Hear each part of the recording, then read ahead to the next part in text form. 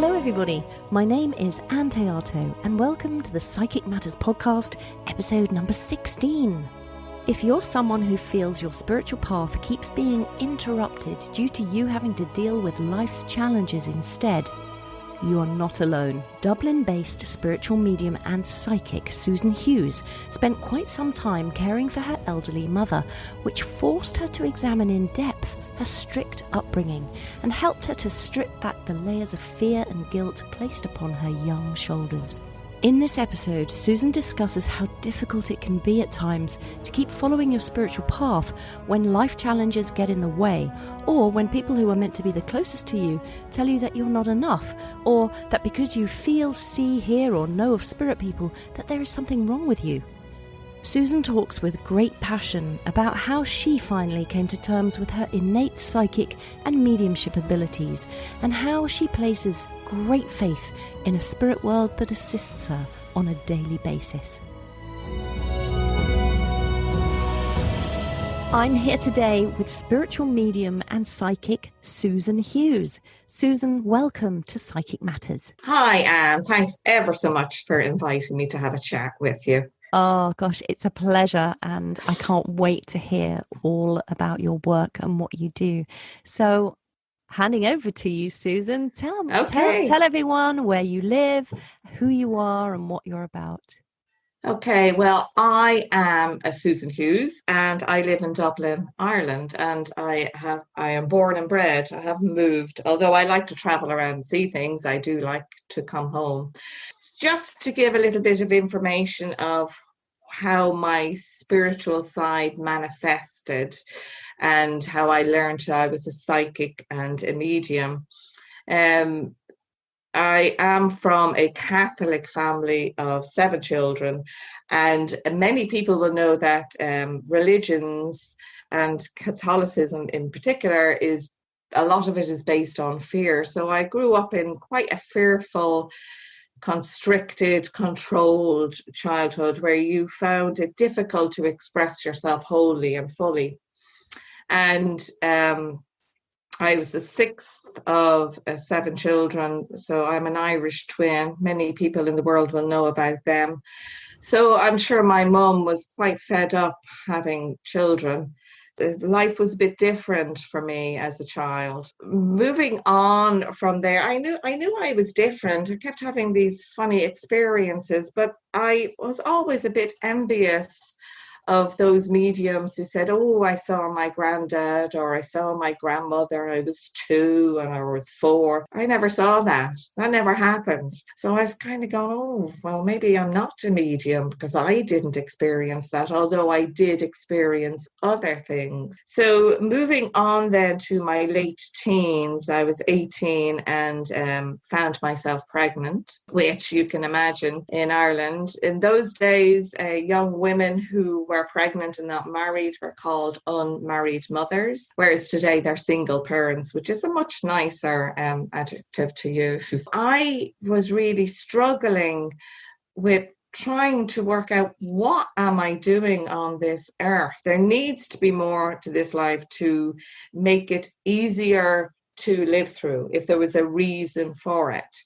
And I actually went to my local church to sit. There was nobody there, so I went to sit and try and receive a faith or an understanding or something, which I don't know if I did receive. But from that point, I started researching. I was a prolific reader, so I went to the library and I started taking out books because I needed to know and understand, how do I know these things that seem so commonplace or commonsensical to me and other people don't? So I needed to put it in a box, even though it shouldn't be tightly closed, that box. So I was fascinated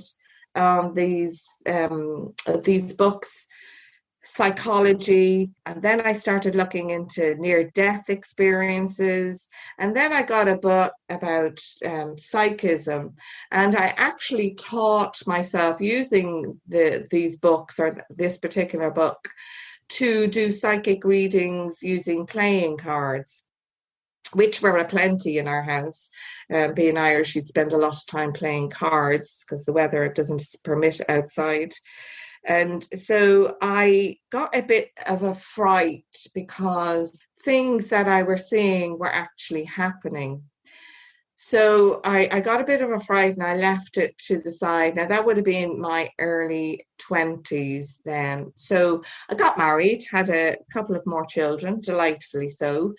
And then in my 30s, the research really started off again. And I actually did a year's study in psychology because I'm still trying to understand people. Why do they do that when they should know this? That kind of thing. And I also, as I was working as a psychic, I really began to understand that I could assist this person to assist themselves to heal or progress, but I could also do a lot of damage if I were to say the incorrect thing. So I did also a year study in counseling. So I had that, and I didn't do any more because I couldn't afford it because it's very expensive to train. So I found an online site called Delphi, which Craig Hamilton Parker had.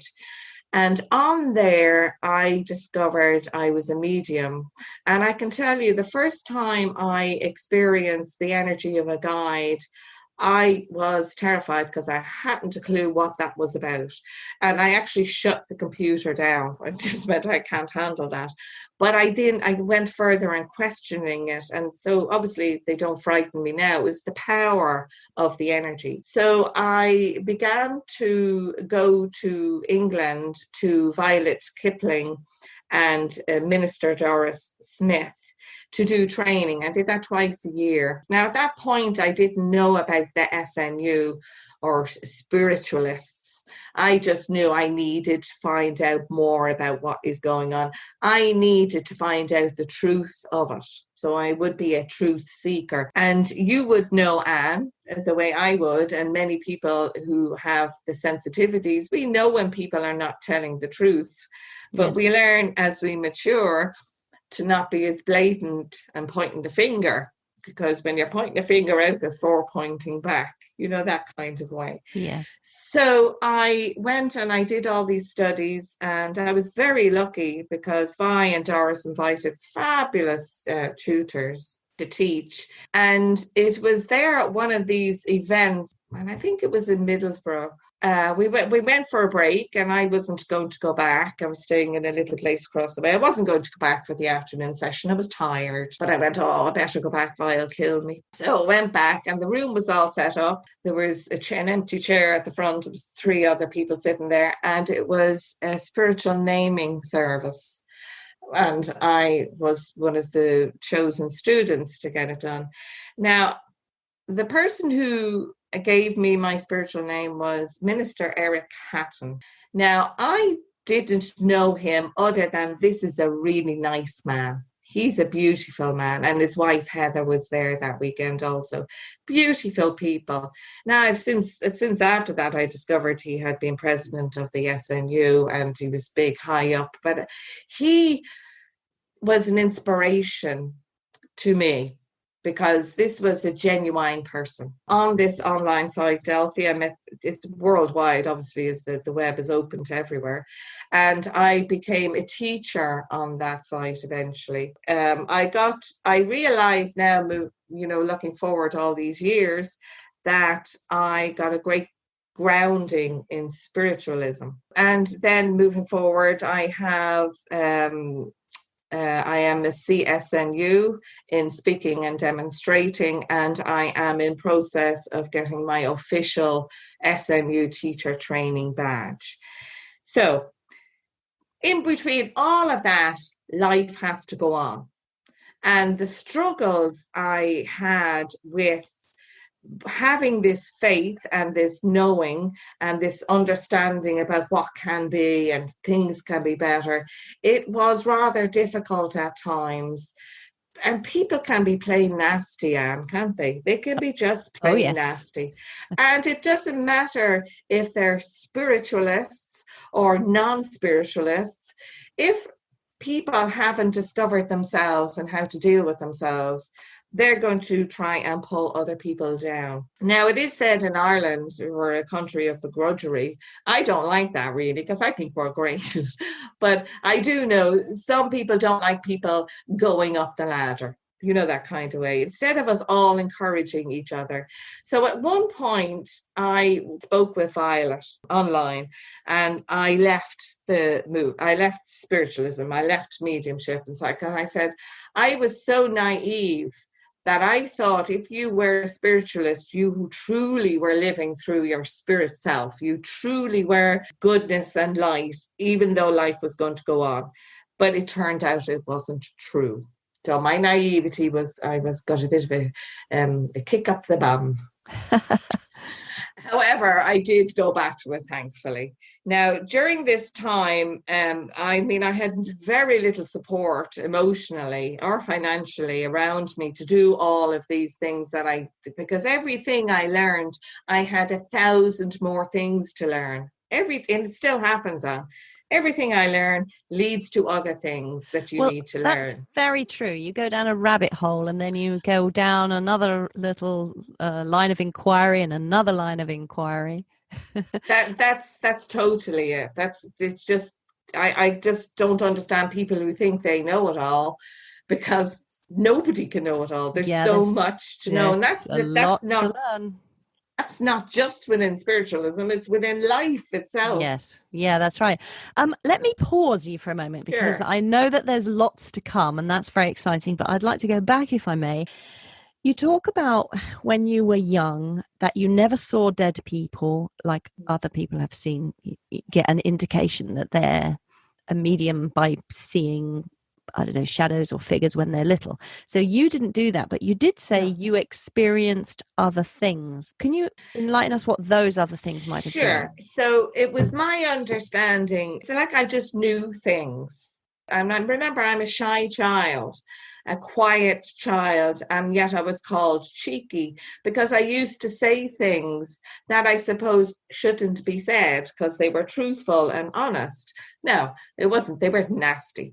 But I also remember having kind of out of body experiences, although I just felt I was in a different world. And one particular one, and I was standing on the stairs in my childhood home, and I felt like I had traveled I was tingling, and it was like I was in a bubble of really powerful energy. Now, I wouldn't have described that as a child, but as an adult, I'm able to understand it. I like people who are left or of centre, slightly different. So I was left of centre. Yeah. I just couldn't fit into anything. I couldn't fit into any group, which is interesting because I actually was out yesterday evening with 4 childhood friends who are not in any way spiritual. Well, that's a terrible thing to say. They are spiritual beings, but they're not spiritualists or psychics or mediums. It's wonderful to be accepted, you see. I found it difficult to be accepted in circles. And it was because I suppose I spoke differently, even though I didn't understand. I was speaking differently. I was just speaking from the point of view of truth. Yes. And my understanding of what that is. And interesting, many years later, at 16, you're going to Debs and you're going to parties and things like that. And I wasn't invited to, this is not a sob story, by the way, just so you know, I wasn't invited. And many years later, I asked one of the blokes that we used to hang out with, I said, why was that? And he says, we just didn't know what to do with you. What does he mean by that? Well, this is it, because I was too different to fit into the expectations of how people were supposed to be. Now, I didn't understand that. I really didn't. I thought I was just me. Well, I know I was just me, actually. So I struggled with this, and I've struggled with it all my life. And even within this spiritual movement, I'm still not quite fitting in. Do you see? Even though I fit in enough, but I am now of the age where I can accept myself and say, well, I'm going to do this anyway. Yes. When my father passed, that was devastating to me, absolutely devastating to me, because this was the one person that I knew loved me unconditionally, even though there were conditions because he's an Irish Catholic. So we have to understand that also. This was the only person in the whole world who loved me totally. And he had left this earth. We nursed him at home because he was ill. And I was delighted to be able to assist him in his transition because he was so afraid of crossing over, Anne, so afraid. And I have no fear of crossing over. I don't want to do it yet, but I have no fear because I can't wait to find out the answers to all these questions I'm that I with have. you. I can't Yeah. wait to go. I'm really Yeah. excited about it. Yeah, I can say, well, why was that? And tell me more. And this, I don't know if I'll be Yeah. jumping back. Yeah, I don't know. Spiritualism doesn't really recognize second lives and third lives, but anyway, that's another conversation, So isn't it? that's spiritualism, the religion, Yeah. not a spiritual life. Yes. You're talking about your father's fear Yeah. of passing, but how Yeah. was that manifesting itself? Well, he was afraid of leaving mum on her own. He was afraid of what he may or may not meet. Now, this is a man who passed. He actually said to me, I have no regrets and I have no enemies. So whether or not he had enemies, he didn't see them as enemies. So I thought that was lovely. But I had a dream about 2 weeks before Dad passed and about these ladies preparing a bed in spirit world for my dad. Now, my dad's mother passed when he was 13 or 14, and he had had a very difficult childhood from that. So I have no clue what my grandmother looked like. But and we had no idea of father's family, very little, because it was a Protestant Catholic mix. So people were ostracized. Same thing happened on my mother's side as well, Catholic and Protestant. So don't speak to the family and don't hear about them. So the fact that my granddad was British and my grandmother was Irish had a huge issue as well. So we have no connection with grandmother's side of the family. But I was speaking with my dad the next day and I said, Dad, I saw these three ladies and one was, if I remember correctly, one was Annie, which was a sister. And the other was a lady called Molly, who I had no clue. And the other lady I felt was my grandmother, and I actually thought I looked like her. So I went, oh. So I spoke to Dad about this, and he said, oh, that's my Auntie Molly. And I went, oh, great. And I said, this other lady who I think is your mum, and they're ready for you, Dad. And it gave him some peace. And so he passed 2 weeks later. Now, one thing that he said to me, now, Susan, will you look after your mum?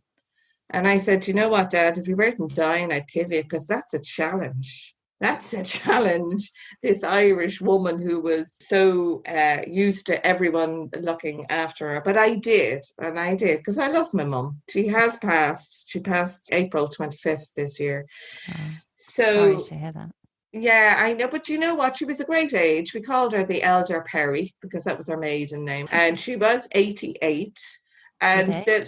the last 6 months of her life were very difficult, really difficult. So I'm happy for her to be at peace. And can I also say, she was in a nursing home. She had been transferred from the hospital. She'd been in and out of the hospital. So we eventually got her into a nursing home. And the next day, the lockdown happened. So anyway. But the night she passed, we were up there and she had not a wrinkle on her face. And she looked so peaceful. And I said, that's what death needs to look like. That's what death, the leaving of the body, leave it in a condition that it's used up, but beautiful. Yes. And then to transition. So I was happy for her.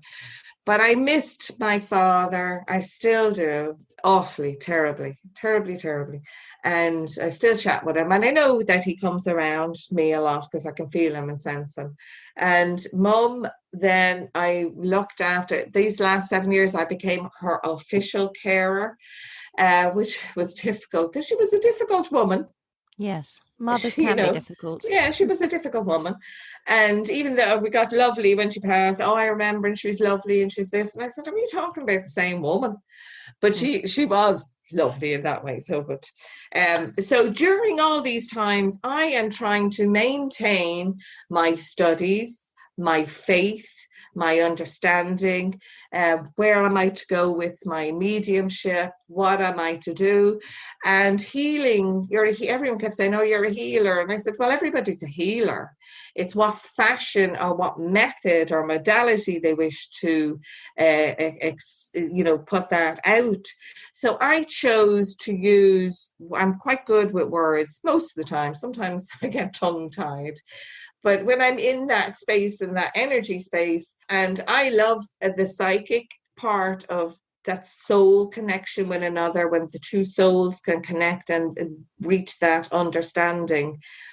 So I decided to use words and as inspirational spaces for people, and spaces where they can have an understanding of how to access that which needs to be healed, if indeed there is anything which needs to be healed. So I get a lot of joy from that, from seeing people being able to stand on their own 2 feet and have hope. Because if you don't have hope, you have very little. That's my opinion. You may live your life, but without hope, it's difficult. Whatever about having faith, I have a strong faith in spirit and in the continuing of life. I have a very strong faith in that. And when it comes to having faith in myself, I still struggle with that. Am I doing the right thing? Is this okay? Do I need to learn more? That person over there knows more than me. I ought to learn about that as well. But we can't all be the same. If we all had the same learnings, life would be very boring. There'd be no healthy discussions. Yeah, well, exactly. And everybody's got different talents and different skills that they bring, especially to the field of spirituality, I think, because it's so large. Susan, your mother and your relationship with your mum, how did she feel as a strong Roman Catholic woman? What did she feel about you being a psychic medium? Well, I shall say that she didn't really pay me much attention now. She didn't really pay me much attention once I behaved myself and did what she said. So it was, there was no interest, But did she? I'm asking this for two reasons. I have an Irish mother, as you know. We had a little chit chat before Yes. the podcast began, and she's a very strong Roman Catholic, and she doesn't want anything to do with this. She won't even let me mention psychic or spiritualism. She just won't have it. And there must be other people within other religions that listen to this podcast who have possibly a similar thing. And I'm just wondering so I have those questions myself, or I have had them. I've had to work through them. Am I doing the right thing? Should I be following this path? Is it wrong? I've sorted it out for myself now. And as you can see, I'm merrily flying down the path, happy as Larry. But how about you? I found it difficult, all right, to maintain that faith and belief when people around were saying, you're mad, you're crazy. I'm saying, but there's the more. You need to look at the more. Mother was difficult, I will say. So, of course, many of us will have tarot cards and such like, and she wouldn't have them in the house. That kind. I won't have them in the house. And I don't feel it was mentioned that it was evil, but it was bad luck. So there was lots of superstitions around that. But interestingly, Anne, my mum had dementia. Well, that's not the interesting thing, but my mum had dementia. And as she moved further into that illness, because I would maybe doing some online work or, and I'd be throwing a few cards out, and she's saying, oh, they're really interesting. Can you what are they about? Are you getting work? Or that's really nice. So as she moved more into her dementia, she became more aware of the ability that I had been training and still I'm training for. And I wonder, and I feel though, with the wonderment, that as people move into Alzheimer's and dementia, it is said that they become closer to the spirit world. So I wonder, was her understanding of the afterlife um, really coming to the fore because she was half in and half out? So she became really interested in Yeah, that's interesting how what she I would do. softened. Absolutely, absolutely. And she also softened towards me as well. Right. And to the point that she was able to say, I really appreciate you and I really love Wow. you. Wow. So I thought, how wonderful. And I appreciate that. I appreciate that because to have those questions after she passes would be very difficult. And I'm not left with those questions. Now, now I have to say she could be a right one, and she was a right one, and it was difficult dancing around her and her needs. Yes. But when you see that the truth of her, again, there's that word truth of her, just emanating from her in those moments. I thought that was very beautiful. So I am grateful for that. I am And very grateful for that. yeah, I bet you are. And you're very lucky to have witnessed that and to have Absolutely. I heard her understand that. say those words to you. Yes, And you can I always am. keep that in your heart, knowing that's more the truth of who she is than the Exactly. whole of So her human life with you. her own past and her own childhood, and that was rarely spoken about. So you wouldn't know. And I know she adored her father. I know she did, and was devastated when he passed many years ago. So it's interesting that here I am and adored my father. Now, I'm from a family of 7, and so my relationship with my dad is different from all the other people's relationship. But I was lucky, like that again, to have afforded that time with him before he got gravely ill to understand who he is and where he has come from. And the stories he told me about his own childhood, remember his mum passing so young, and so that again is this is where I want to be with people. I want to understand you and why you are who you are, and perhaps with the ability and my sensitivities and soul connection, I can show you a choice that you may have, because it is all about choices. I spent my life feeling I had no choice, feeling squashed, and When you say um, no choice yeah. in what regard? Well, no choice in I had to be a certain person. I had to be a certain way. I couldn't speak out. Oh, yes. I couldn't do my thing. Yeah. One night I was out in a nightclub, right now, I'll give you this. And this person who I vaguely knew, came striding towards. Now we're having a great ale night, few drinks on board, all of that. This person comes Lovely. over into my face and was verbally attacking me. I was feared that he was going to hit me about, oh, you're that person who does this and talks to this. And I just, people are so afraid of what we do, Anne. Yeah, there are people that are very frightened about it, yes, because they Yeah, don't understand. no, and we're not reading anybody's mind. Nobody's mind is read. No. Honestly, Anne, wouldn't like you reading my mind. Yeah, Honestly, wouldn't. Just connect with my soul, fire away.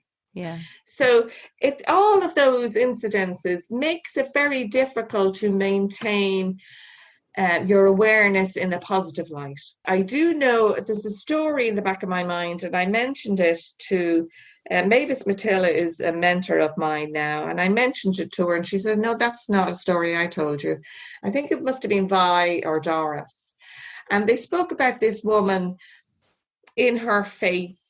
She was a spiritualist, and she used to go to church, and the husband didn't like it, used to beat her up, and she would still leave and get on a bus and go to her church. And now that's faith. I feel it was being given to me as an example. Right. And yeah, another thing, the thing about being of service.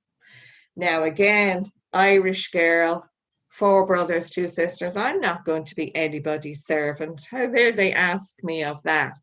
But of course, it's a different service, isn't it? It's not Yeah. running around cleaning up and all of, although that's also what we could do as well. So to be of service is something I'm very honored to be part of. Just it's an honorable, sacred space of love and compassion. So again, my naivety, I suppose, which I've still maintained, which I really ought to get rid of at my age, but hey, it's still going. That people are to be from a loving, compassionate space. And I do feel people try, but the struggle of trying to fit this in to a life where there can be so much negativity. So you need to adjust perspective. The world doesn't change, but your perspective of it can. Yes, and it's very interesting how enlightened your soul is, and yet you were born into that place, that country, in this particular decade, that time, with all those challenges that brought to your soul to try to grow through and understand all those challenges that you had. Yeah.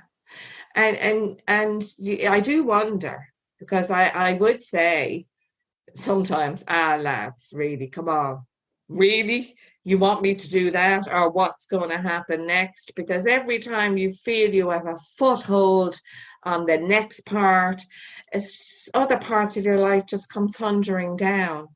So being able to stand within that in your spiritual, soulful space while the world goes on anyway, it can be difficult. It is a struggle at times. But if you have that faith in spirit world, and here's the other thing that I would kind of share with people, that spirit are not the blame for everything, or they can't be congratulated for everything. You need to be participant in your life instead of hanging out and waiting for spirit to show you the way. Start walking that path and feel it and see. So my faith is very strong now. I can tell you that. Years and years and years of people saying you're mad. And I think we all should maintain a little bit of madness, just so as you know. That could be the Irish in us, Anne. Yeah, well, exactly. I'm second generation Irish, by the way, for anybody who doesn't know. My mother's from Ireland. So you talk about your faith, though. So what do you mean by the word faith? You say, I have my faith. What is that to you? I have my faith that there is another world when we pass. And it's interesting because I am married a very long time.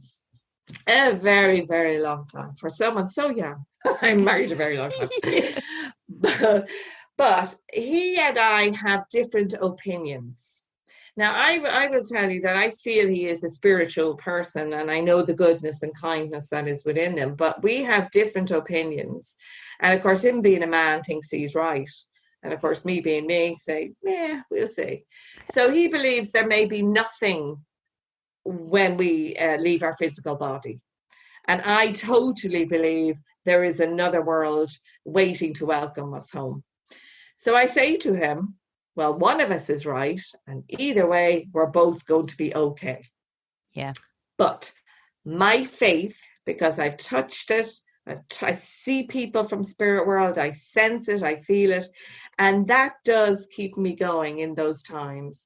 Now, I am human, so I will suffer from angst and well, not wholly depression, but depressive times and emotional times. Because remember, I've brought up in a family that you did not express emotions, you held on to it, you didn't cry, you didn't give in, you didn't let anyone win because you had to be in that space.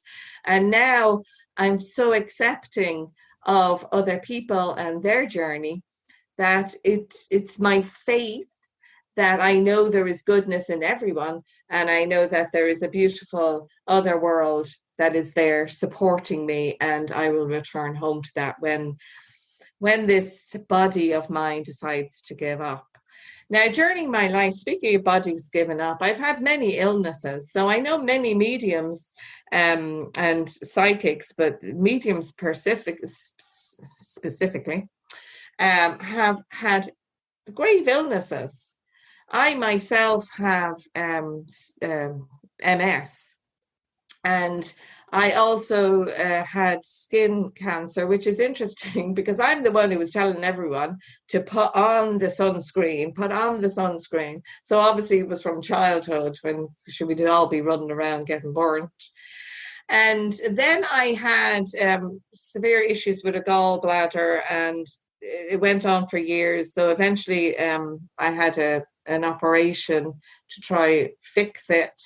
And from that operation, I had the doctor, not deliberately, of course, nicked my liver. And the liver... He stole your liver? He nicked it. Oh, yeah, nicked it with his knife. All right. Oh, yeah. Oh, yes, of course. I'm forgetting. He cut, the yes, liver, but in error. And so an abscess grew on it. And I was on holidays in Tenerife. And I was taken to hospital, I think on our second last day, and I nearly died because it was a big, huge abscess on my liver about to burst. So I was septicemia was setting in. So 2 weeks I spent in the hospital over there. And while I was there, I kind of was thinking, I nearly died. Why didn't I get that near-death experience that I'm fascinated by? But the answer came to me, Anne. But you already know. You already know. I felt like my spirit people were around me saying, you already know. There is no need for you to have that a huge experience. And a friend of mine happened to be in Tenerife at the time. She came to visit me, herself and her partner. And she says, there's such a sense of peace in this room. Now I'm really, really ill, remember. And she says, there's such a sense of peace in this room. So I know my spirit people were hanging out with me. Yeah. My spirit tribe, my spirit people. So about a year later, a friend of mine, and I won't mention her name, and it's not because I wouldn't, because she's great, wrote a piece that was almost identical to the piece I'd written about my experience of, but you already know you don't need this. So I got on to her and I said, well, and she says, no, that's what happened to me. I never read that piece. So, and I know she is a medium as well. So isn't it interesting that in those big time of needs, she nearly died also. So, we Irish have a saying, what doesn't kill you will make you stronger. Well, certainly I came out of that stronger. Yes. With an absolute belief that I need to push forward. Now, because I was caring for my mum, again, remembering this is a very controlling woman, I couldn't do an awful lot because I had to be there for her willingly because I had chosen it. So now that she has passed, I kind of doing a bit of a life review, saying, gosh, where am I going to go now? And my life actually, I was thinking, God, my life has been quite small, really. But I mentioned this to you. I did say it to someone, and I say, well, I need to do this thing, but I'm a bit boring. And she said, well, I don't think you're boring. And I went, well, it's all about perspective. And that's us comparing ourselves to others, isn't it? Yes, exactly, because the fascination is in the everyday, in the struggles that you've had, that people listening to this will be able to relate to so well. They'll be able to relate to elderly parents, sick parents, difficult upbringings, difficult relationships and things like that. Yeah. So I know that you caring for your mother and your father, of course, but your mother in recent times, did that take you away from your spiritual path for a while? It did a bit. It did a bit. Because when you're kind of in that negative space of, because sometimes I would be brought right back to my childhood and in that space of fear. And this tiny little woman I'm so afraid of.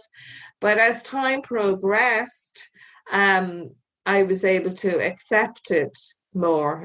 Again, my husband used to say to me, Susan, there's two things you need to accept. It's your mother and your hair. Because there were two things I had big issues with. Hilarious. Yeah, so I did. So it did pull me away from all that I had hoped to do and wanted to do. And I was seeing everyone else progressing so, and you'd see all their posts on Facebook, and I'm going, why am I not able to do this? Now I could have very selfishly just said, right, I'm not minding you anymore, Mum. But then that wouldn't have been me. I wouldn't have been able to live with that. So it did pull on me a bit, and I said, well, there's no point in me doing this. There's no point in me being who I am and working as a medium and a psychic when there's all these other people are doing it. But And what have you learned from that experience then? because everyone's different, everyone is unique. Some people do, and I was going to say need me, but need someone like me who says it like it is, within that space of soul compassion and kindness. I am a very kind person, and I think everybody is. I think if you give everyone an opportunity to be kind, they will. That feeds into my faith, and it feeds into my knowledge that if I have this capability and ability to assist others, well, then that's my role. And it's not that it doesn't matter what else is going on for me in my life. It's that I can remove myself from that temporarily to assist another. And I'm not the angel of God or anything, by the way. I'm not opening myself that way out. Yeah, of course.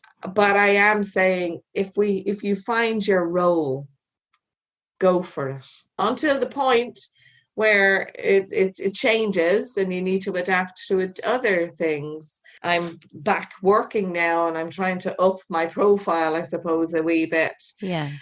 Because people forget very quickly, don't they? And since my mom passed, it was like I'm free now to choose as an adult independently. Now I do have a partner and kids. That's a very interesting turn of phrase you've just used there, as an adult, because she had seemingly such a strong effect on you that now you can step into who you truly are in the fullness of who you are. Yes, that would be correct. Yeah. Perhaps become the adult she wouldn't let you be, or because she was still so controlling of you through your, I don't know, amateur psychology here. Yeah, I know. It's working well. I have done, and now I was left with many issues, and what I could say, I have a friend who's a hypnotherapist, and she very kindly did a couple of sessions with me, and they're amazing. If anyone would have a look at that for themselves, because it removed the fear from me, that fear that was inbred, that I didn't even know what was feeding it anymore.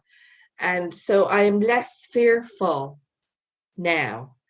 And so stronger and more able. Now, whether or not I continue to my deathbed being a medium or psychic is yet to be told. I feel I shall, because I feel it's part of my wholeness and journey on this.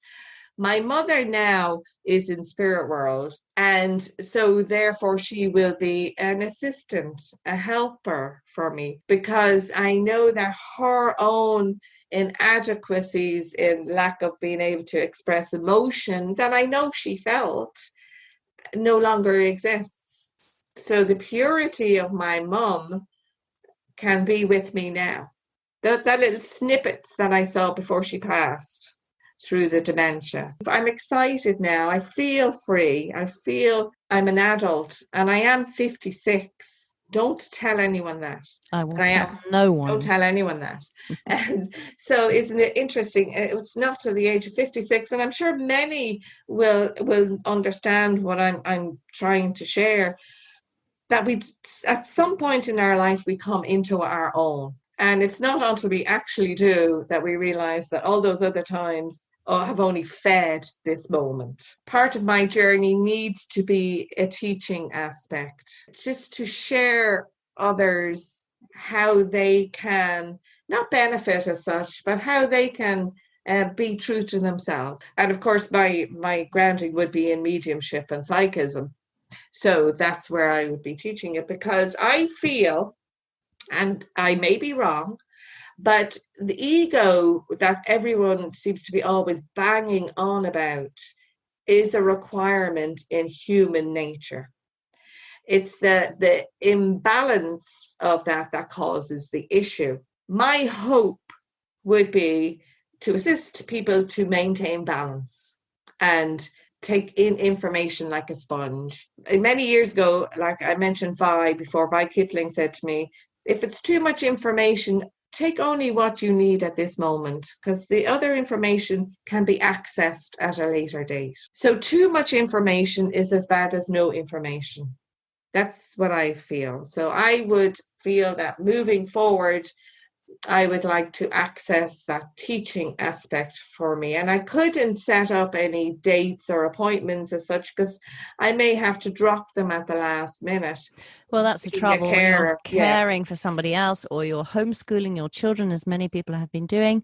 Yeah, bless them. Or not homeschooling and just doing the school run and doing the, taking the kids here, there and everywhere. It's all of these things can take us away from, we feel are taking us away from. There's the other thinking that, well, God never gives you a bigger cross than you can carry. Yeah, but really? Did I need to know that? Yeah, really? I think he piles about 5 million on top of you, and then another 5 million. No, and everything's a lesson. And I'm going, really? Come on. I know. So you get sick of all life's lessons. Yeah. Enough learning. I think I've had enough. I think I've had enough of those lessons. I want other kind, good, wonderful, inspiring lessons, but I've had enough of those ones. Exactly. So tell us, Susan, you've spoke a lot through this episode about the SNU and your qualification as a CSNU. Can you explain to some of the listeners who may not understand what that is? What is the SNU? What are these qualifications? What is the difference between the SNU and ordinary spirituality? The difference is that one is a certificate to say you can do this.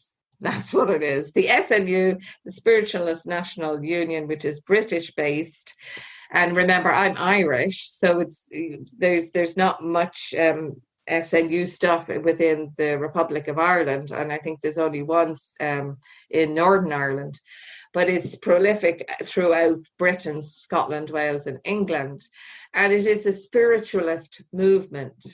Now, the CSNU I have is a certificate, which means I have achieved a certain standard within my mediumship and my speaking. Now, I will say many years ago, there's not a hope I would have stood up in front of 2 people, never mind 200 people. Not a hope, because there was this shyness within me. There was this, I'm not good enough anyway to do it. The Irish upbringing, I'm not good enough for that anyway. But now I love inspirational speaking, because it's about inspiring or igniting that soul to open up to the quality of what the potential of your life can be. So I love doing that. So, never say never. People may not understand what inspirational speaking is or where you might do it. It is when in a service, a spiritual service, which is some prayer, the inspirational talk, which is a talk from the soul space to the congregation, just positivity and life challenges, which may inspire them to keep going, not give up on hope. So the certificate just means that, I can contact people and say, look, I am a CSNU, because they wouldn't know me from Adam. And like I said, there's very little going on within the Republic. There's lots of training and stuff like that, but very little services and places where people can gather, which is unfortunate. It is unfortunate. And I think it has to be acknowledged that attaining a CSNU with the SNU is a very high level of qualification. There's a lot of work behind that. It doesn't come easy. Work. Yeah, so it is a wonderful achievement. It is quite difficult to achieve. And again, like here in Ireland, so I would have happened to travel to Britain to do all that. But it is wonderful, because it does give me access when I can get to that space where I can access other things and churches and such like. So the SNU do offer excellent educational studies. So if you were interested, not that I'm selling it for them, but if you were interested, it is worth your while looking up their website and see what they have to offer. And there's the Spiritualist National Union International for those that don't live in the UK. That's correct, which is online. Yeah. Online training, and they offer some incredible courses and accreditations. Absolutely. And now the thing about online, people kind of worry that it's not the same, and I can guarantee you it is, because that's where I started my first training. Proper spiritual training was online. I know from that energy, once permission is offered, you can be anywhere in the world and we can do that soul connection. So a couple of things I still want to ask you. Okay. You mentioned earlier on that you were terrified when you first experienced the energy of a guide. Can you explain what happened, why you were frightened, and why you're no longer frightened? I can, because I had never experienced it before. And knowledge dispels fear, doesn't it? Absolutely. So I'm sitting online in the other room. I remember it because I can still see the guide. I can still see how he appeared to me and his name. I'm sitting there and I'm in a class where you have to connect with guides and stuff like that. And then this overwhelming power hit me. If you can imagine it like an ocean wave, huge, hitting you. And it took my breath away. And how old were you, Susan? I would have been, well, I'm not young in this, so I would be maybe in my late 30s. And how much training had you done at the time? Were you aware of other energies? So I discovered it when I found this online site, Delphi, that there's more. There's more. This is it. So I actually felt, oh, wow, this is it. This may be what I've been looking for. This may be an answer to that gnawing sense of I need more. So hold on. Go back. Yeah. You're sitting on your chair. Yes. And what happened? We were within this class space online. We were to go into, a meditation or a guided thing. We were to meet our guides. Yeah. And I saw this large gentleman, and he was in like +4s, is that what they call them? Yes. An English gentleman, tweedy suit. His name is Gideon. And the power hit me like that ocean wave. And I got terribly frightened because I didn't understand it. Took my breath away. Yeah. So I actually exited. I thought I had touched on something that I shouldn't have. That kind of way. Oh, right. It's like, did I stick my finger in that electric socket? Right. And maybe I shouldn't have. So the next day I went back in and I was again speaking to someone about the experience, and they were saying, don't worry about that. Try it again. And I did. So because I was expecting that surge of energy, that change of energy, I was more willing and accepting to have that conversation, which then became an exciting thing for me. How did it feel the second time? It felt peaceful. It felt exciting. What are you going to share with me? What are you going to tell me? Give me that information. Yeah, that's more the feeling I get when guides come close. It's that excitement. It's that beautiful, loving feeling and the kind of fizzing and bubbling. Yeah, exactly. Yeah. Fizzing and bubbling. That's a great description. I love that. I was just interested to see what that was like. You also mentioned a spiritual naming ceremony with Eric Hatton, but I don't know. Spiritual naming ceremony seems to be self-explanatory, but I don't think I really know what it is. So could you explain? Somebody gave you a spiritual name. I've not heard of that before. It's a spiritualist thing. And in this instance, it was Eric Hatton.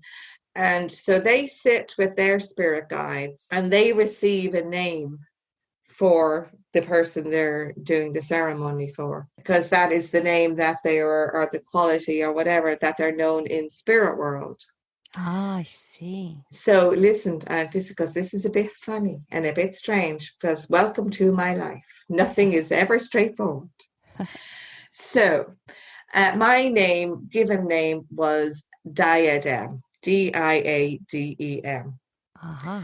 And so the person next to me got Mary, Pearl, Rose. So we're all sitting there and going, diadem, what is that? So Vi and Doris went home that night and they researched it, and they came back, and is a princess's crown, a princess crown.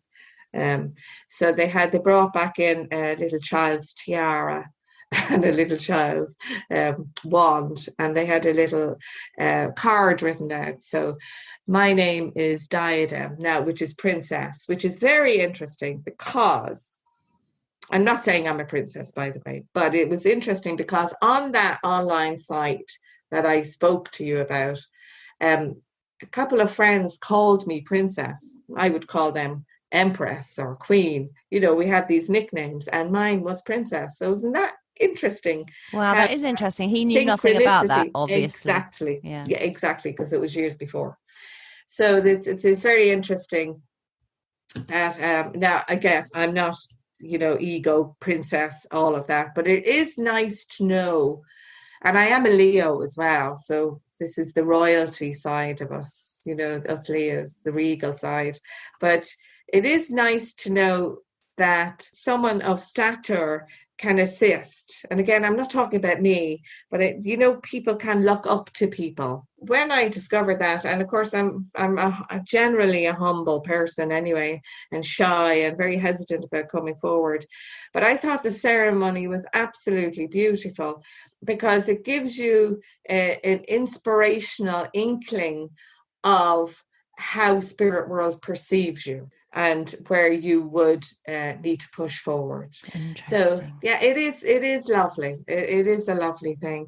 And so I'm very proud of that. And like I said, I had no clue who Eric Hatton was, other than he is this beautiful man with his lovely, lovely wife. I think he embodied what I now know a spiritualist person needs to be. Ought to be. Yeah. Lovely. Very nice. It is nice. Look into it. Yeah, do look into it. I will. I shall just have a little nose on the internet about that and make some inquiries to people. That's very interesting. I wonder what my spiritual name is. Yeah, it's interesting, isn't it? Yeah, lovely. So you're back. Your mother, may I just say, please accept my condolences. I'm so very sorry that she's passed, and I know that there must be times that it's difficult for you still. It is, but she is 88. Yeah. So she's lived a long life, much longer than any member of her family. And she had been rather ill for the previous months before passing. So I'm pleased for her. Yes, the great release. Must be lovely. Exactly. So you're back now. So you're now stepping into your power. Susan Hughes, here she is. She's ready to go. She's a spiritual medium living in Dublin, Ireland. What are you offering to people? Where can they find you? What's on the cards for the next little while? Well, they can find me online. On Facebook, I'm Susan Hughes, Spiritual Medium. Website, www.susanhughesmedium.com. And they'll find all details how to contact me on my Facebook page or website. I like organizing.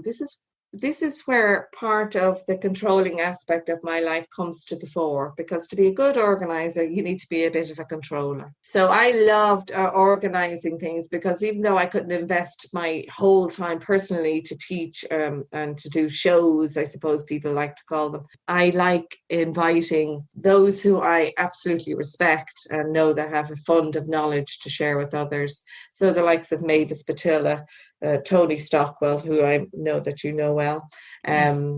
And Lynn came over to me once before as well. Lynn Probert, sorry. Lynn Probert, yeah.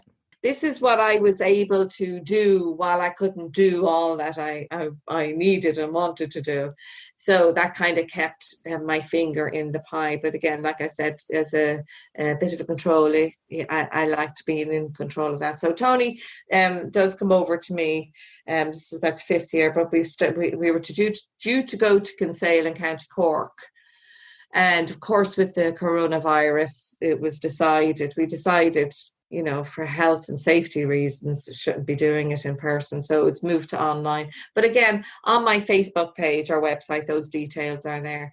So I'm easy to connect with. I'm easy to contact. And I do mediumship readings, soul connections, psychics. I tell you what I do.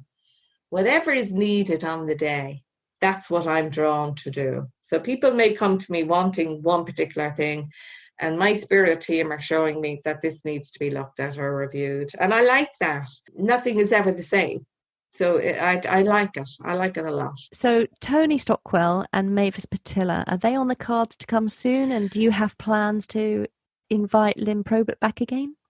I think Lynn is extremely busy, but I love that woman. So if she wished to come to Ireland, I'd definitely be delighted to host her. I know, Tony, she's amazing. Absolutely fantastic. We love Lynn. Yeah. Tony and Mavis were due to come this year to me, but again, the virus has prevented that. Now I will have new dates from Mavis and Jean for next year, but Tony is where we've moved the course from Kinsale to Zoom online. So that's being advertised as we speak. When is that? That is September 11th to the 13th. So it's Friday, Saturday and Sunday. And it is 2 p.m. to 8 p.m. Irish time. I have also put on the time zones for other people. So it means that it can be accessed internationally, which is great because Tony is just a brilliant teacher. I love him because he always has new stuff. You know, yeah. He just is very inspiring in his teaching. Yes, he is very much so. Susan, what are you offering yourself personally? Well, I would offer psychic readings, mediumship readings, and I actually mix them both. So it would be a psychic and a mediumship within the one session, depending on the needs of the client. Also, because I'm doing my official teacher training, I'm also running online teaching courses, beginners to intermediate and advanced. Wonderful. So I'm in the middle of them. So I will announce when the next run is going to start, again, on my Facebook page and website. Wonderful. Well, Susan, I wish you all the very best now that you're back. You're standing in your power. The way forward is clear. I don't know if it's clear, but the way forward is there, shall we say. The way forward is there, yeah. And take it gently. We all have to take it gently, don't we, how we go forward in the world? Yes, we do. So I wish you all the very best. Thank you, Anne. It was really nice to chat with you as well. Thank you so much for coming on the show. You're welcome. Susan Hughes is based in Dublin in the Republic of Ireland and is also, like the rest of us currently, working online. So do contact her if you wish to study with her or have a private reading. And when the world kicks off again and we're all able to travel, really do consider joining Susan and one of her amazing guest tutors over in Kinsale in Ireland. Not only do you get to see the beauty of Ireland and experience the wonderful warmth of the people there, but you also get to experience the incredible tuition of Susan and those world-renowned mediums that she invites to teach alongside her. All the links and resources mentioned in this episode can be found in the show notes, plus a full transcription, and those are over on my website, www.anntheato.com, so head there and you can pick everything up. If you're finding the world a little bit too much at the moment, why not try a meditation? I have 3 for sale on my website at just £3 each, 15 or 30 minutes of perfect peace and bliss. Forest bathing, soul sanctuary, or sitting in the power. Allow my voice to take you deep into your subconscious mind. Alternatively, please do consider booking a time travel reading with me. These are unique readings. Nobody else is offering them. They are very unique to me and the work that I'm currently doing, where I talk you down into a deep state of hypnosis and we travel together to the spirit realm, where you can meet your loved ones again, talk to them and hold them in a 3-dimensional encounter. These readings take 90 minutes and you can find details on my website for these very special reunions with those you love. That's all for this week. Thank you very much for being an amazing listener. I really appreciate you tuning in. Have a fantastic couple of weeks, everyone. And until next time, my name is Ann Théato, and thank you for listening to Psychic Matters.